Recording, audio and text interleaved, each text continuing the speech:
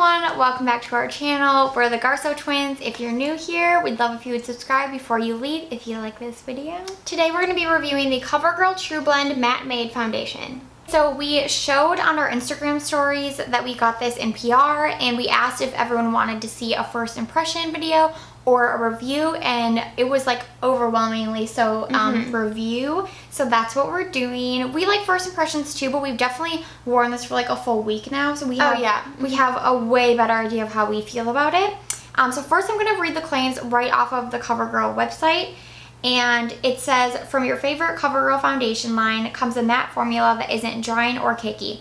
TruBlend Matte Made's formula is developed with Flexi Hold technology that creates a strong yet flexible film on skin from durability and comfort, while the mattifying powders absorb oil and minimize pores for a soft matte flawless finish, up to 12 hours of wear. So their claims are 12-hour comfort matte, pore minimizing, oil control, transfer resistant, and comes in 40 shades, which is awesome. Awesome. And we got all 40, which is, like, to look at it, you're like, oh my gosh, like, it's a whole range, which you don't ever really see in foundation lines, so that's amazing.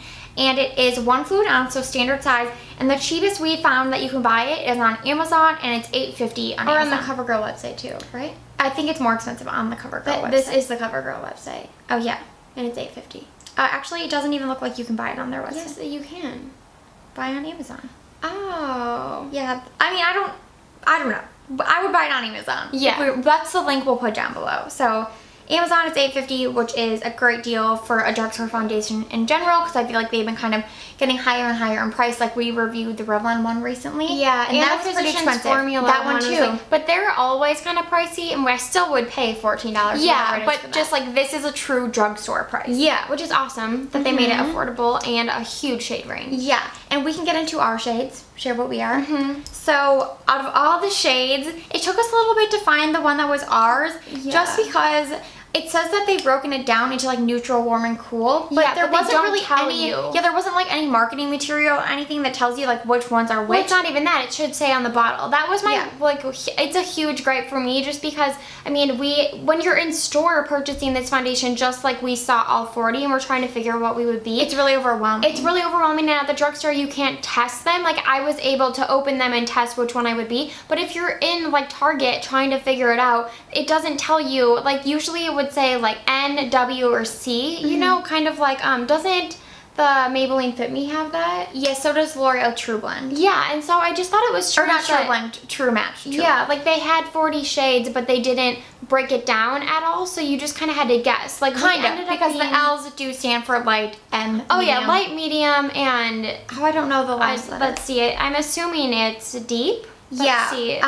So our shade, while you're looking it up, is L80, which is actually crazy. Yeah, D. Okay, D. It shows you, like, because we're pretty fair, and it really shows you what this range is like, because we're one of the darkest shades, if not the darkest shade, in the light range. So it's L80 True Ivory. And I also picked another one out of the bunch for when I'm a little bit less self-tanned, when it's like winter, not summer. And I think that shade for me is L60, which is light nude. So if you're similar in skin tone to us, the L80 would be a really good one. Yeah, so hopefully that helps you guys break it down. But again, you're just gonna have to kind of like hold them up to your face, because they don't give you the cool, warm, or neutral classification, which is fine. I'm just kind of confused on why they didn't do it. I'm not really sure. I think it's out there somewhere. I don't even see it on the website, but the information has to be out there, because they said that they did break it down. So it has to be able to, let us know. And the one thing about the shades that we will say, which,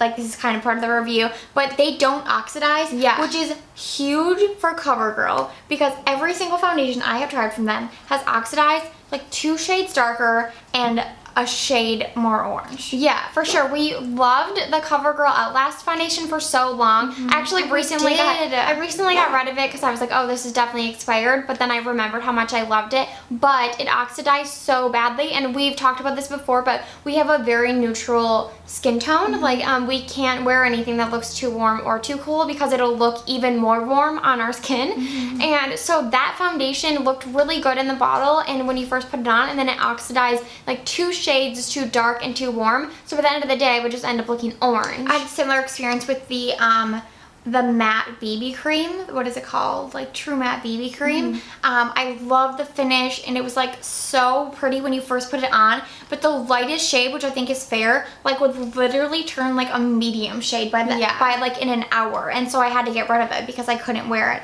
So it's just honestly shocking and amazing, groundbreaking that for them. These stay true to color. There's like no oxidization at all. I don't know how they did it, but it's awesome. And we apply this actually differently, so we just wanted to touch on that.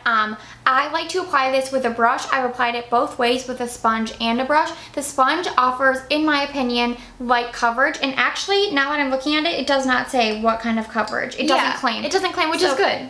Yeah, it doesn't claim to be full coverage. It doesn't claim to be light coverage. So for us, with a sponge, it's definitely light coverage. With a brush, I'd say it's like a light medium. It's definitely more than you get with the sponge. So my favorite way to apply it, I just do one pump, apply it with a brush, and then I kind of like go over it with a sponge just when it's dried down a little to get rid of any streaks. And I do one pump because I've also used 2 pumps. Like I said, we've been testing this for a while. Yeah. And I felt like the 2 pumps did offer a little more coverage, but it just made my face look a little too matter than my preference. But when I use one pump, which I'm using today, I feel like my luminous base still shows through, even though it's a matte foundation. It just like goes really nicely with like a primed face. Like you can tell, like I definitely have a sheen going on, and I'm wearing this foundation. So it's like one pump just sheared out nicely with a brush, I think is like so nice. Yeah, I think that if you do have oily skin, you do want to use probably 2 pumps, because we haven't used a matte foundation in so long because our skin has been so dry. But now that summer's approaching, we do kind of like that matte look, so that, you know, you don't like sweat through your makeup throughout the day. And so I use a sponge to apply it just because it cuts out the brush stub. Like Carly said, she uses a sponge anyway to go over it. But I did have to use like a pump and a half to get, I would say, like a light medium coverage. So it does, like, you kind of go through more product that way, but you can save product if you do Carly's method, I would say. But I also think, I like had some left on my hand, and I thought about like putting the full 2 pumps on my face, but then I was like, no, that's just gonna make me look too matte. And I already feel pretty matte today because my skin is so dry. Because it hasn't been very hot in LA. It's been quite cold. So, yes, there you can build it up for sure, depending on your preference. But you will not get more than a medium coverage. Yeah, I don't think it's full coverage. This is not a full coverage foundation, which we love. We like light coverage, and we were both really surprised when we applied it that it was more of a lighter coverage, but still matte. Because it is a thicker consistency. Not super thick, but it's not like liquidy coming out of the pump. It's more like a gel-like consistency. So that's why I thought like, oh, it's going to be full coverage, it's going to be matte, and I thought in my mind like, I'm going to hate this, but I truly, truly love it. Yeah, it blends out really well. So application of this product, awesome.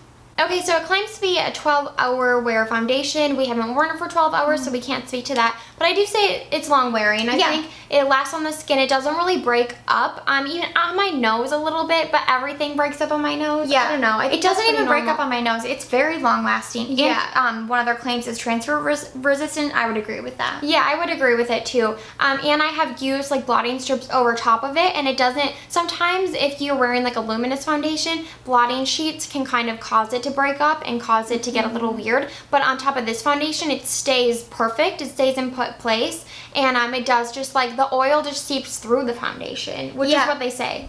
As far as oil production goes, I definitely think it helps minimize that, but I have more combo skin than Britta, so I still have an oily T-zone, and the oil still showed through, but it wasn't anything crazy. To be honest, like one day I looked and I just kind of like pressed my hand, I don't know if you're supposed to do this, but on my forehead, and like saw some of the oil come off, but the foundation looked totally fine. Yeah, so the oil can like penetrate through the foundation somehow, which is awesome, because it does make it easier. Like you can just powder your face or use a blotting sheet for a quick fix rather than have to like redo your whole makeup. But I will say the day I did use like 1.5, 2 pumps, it was just like more than normal.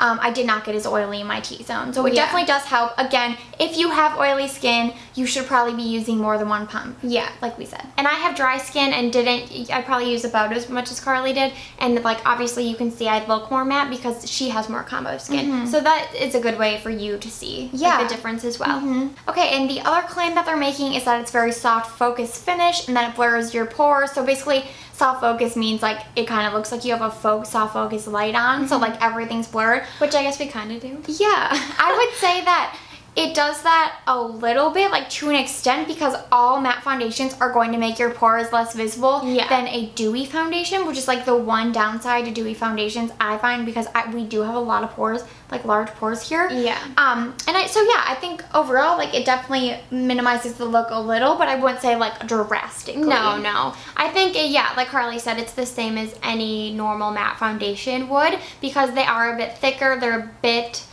more pigmented most of the time. Like with luminous foundations, you blend them out almost not into nothing, but a very light coverage, whereas this one, the pigment like stays in place where you put it. So obviously it would fill your pores and make them look a bit more blurred, but it's not anything mind-blowing in that sense. Yeah, and the other claim is that they say that it's not cakey or anything, and I would totally agree. Which is one of the concerns that we had when we heard it was a matte foundation, like, oh, is it going to make us look like super full coverage and like cakey and just not the look we like? And it doesn't. Like it really was surprising, and it doesn't sink into any lines either. Does it for you? I mean, I guess a little in my forehead, but if I'm just careful and sheer it out there, it doesn't. Yeah, it doesn't really, like we said, it doesn't move a lot, which I think really aids in like the not sinking into lines and all of that. Okay, and last but not least, the other thing we want to say about this is that things blend really well on top of it. Concealers, I've used various concealers with this, and I haven't had an issue. I've only used Shape Tape, but it works great. I've used quite a bit. Powders, all powders like bronzer, blush, everything blends well. And today I actually used all cream products like cream bronzer, blush, highlighter, and everything blended out awesome. And that is another rare thing for a matte foundation. Yeah. I find like any matte foundation I've tried, and you blend cream on top, it just like lifts the foundation underneath, and that's just not the case. And again, that could be because I'm only using one pump, so it's like very thin layer, but regardless, like it's still a really good thing that it doesn't move. Okay, so we're gonna give you our rating, 1 through 10. What is your rating for this foundation? I'm going to give it an 8. I was gonna say 8 as well. Shocker. I really like it. I think that it's such a good quality foundation for the drugstore. I'm pleasantly surprised. I actually don't think I've ever found a foundation for me that was a 10 out of 10. I'm just really... Yeah, that's true. I don't think I have either. really picky with foundations. And then there's just foundations I like slightly more than this, which would be like my 9 out of 10s. So that's why an 8. Like there's really nothing that like bad about it. Like, no, I agree. I love the coverage. Like I like that it's a light medium. It does like blur your pores a little bit. It lasts all day. Yeah. It still looks natural, which is like amazing for a matte foundation. Yeah, I agree with all those points. I think the only reason I wouldn't give it a higher rating is, for one, the whole shade situation. But really, it's great they have all the shades. Oh, it's amazing they have all the shades. They should make it easier to find your I just wish they made it easier, because I know personally if I would have gone and purchased it at Ulta and then got it home and the shade was wrong, and like you might have to even go back a couple times because there are so many, that's just a bit frustrating. Where, as we know, we have a neutral undertone, and if we were able to like classify our shade easier, I feel like it would just be less of a headache. So that's one of the reasons I would just like not give it 9 points. But aside from that, I think it wears beautifully on the skin. It is light medium coverage, which we love. It doesn't make the skin look heavy or cakey. It doesn't accentuate fine lines. It just evens out your skin tone in a really nice way. It's really affordable. A long time. Definitely best CoverGirl foundation I've tried. Oh, for sure. So awesome job, CoverGirl. Thank you so much for sending it to us. Thank you so much. And we'll insert photos of me, maybe not you. Yeah, I didn't take any. At the end of the video of wearing it more close up so you can see. We're really sorry we didn't like apply it on camera or like show you closer, but again, we've talked about how it's hard to get close when there's 2 of us. Yeah. So we'll insert photos so you can see what it looks like on my skin. And as always, thank you guys so much for watching. If you want us to review any other foundations, let us know down below.